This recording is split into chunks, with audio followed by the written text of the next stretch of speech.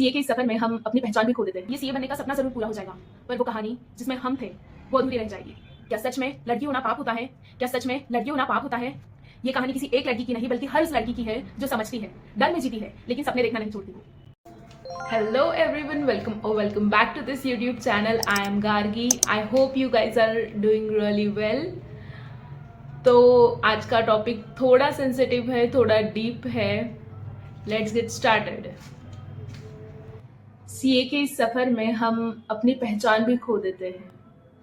वो सारी चीजें जो हमें सच में खुशियां देती थी, जैसे लिखना, पढ़ना या ट्रैवल करना हो सकता है, या फिर कोई स्पोर्ट्स हो सकता है, वो सारी चीजें अब बस यादें बन चुकी है.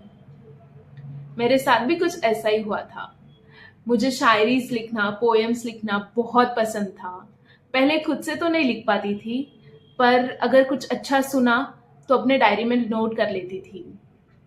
जैसे सीए चूज किया, मेरा फोकस बस एक चीज पे शिफ्ट हो गया, that is exams, attempts and results. इसके बाहर मेरी जिंदगी थी ही नहीं.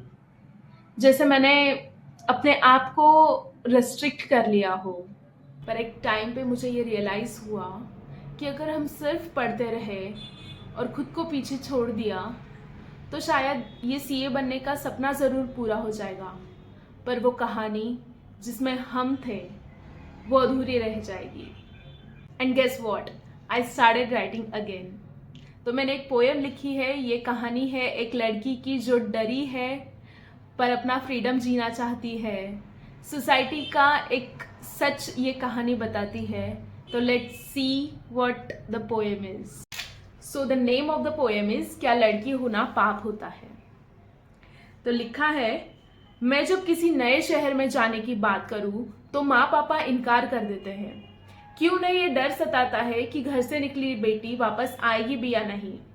क्यों मेरा भाई हमेशा मेरे साथ बॉडीगार्ड बन के रहता है.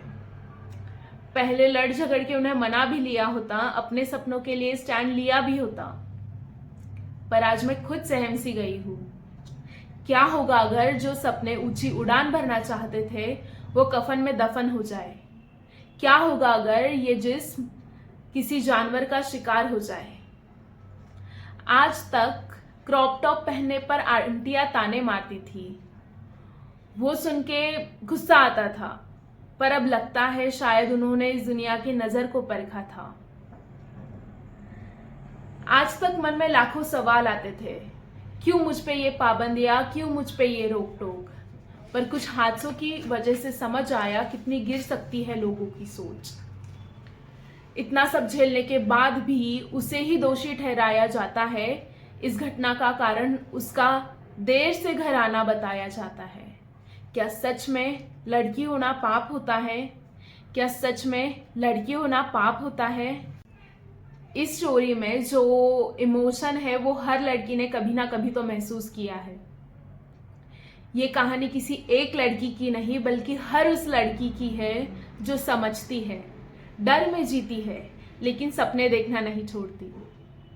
और मुझे लगता है एक दिन ये लड़की अपनी फ्रीडम भी जिएगी, खूब ट्रैवल करेगी, खुद के डिसीजंस खुद लेगी, वो हर एक बाउंड्री क्रॉस करेगी जो समाज ने उसके लिए बनाई है, वो भी बिना डरे. That's it for today's video. Till next video. Bye bye.